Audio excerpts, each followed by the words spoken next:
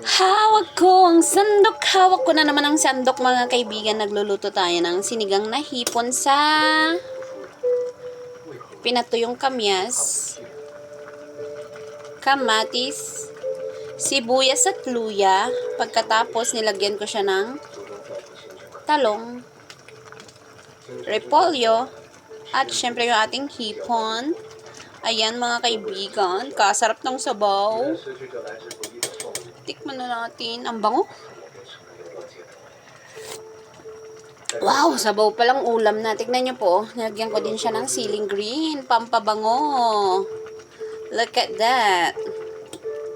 Jipon. Jipon.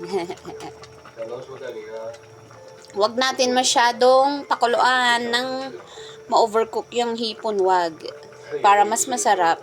Yung tamang luto lang. Ganyan, no? Diba? Luto na yung ating ulam, mga kaibigan. Yummy-yummy naman ang ating sabaw. Lalaki ng hipon natin. Diba? I believe I can fly. I believe I can touch the sky.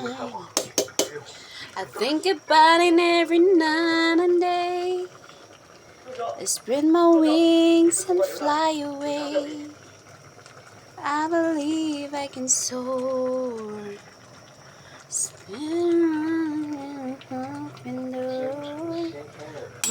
Mausok kaya hindi makuhaan ng ayos, di ba? Pero okay na.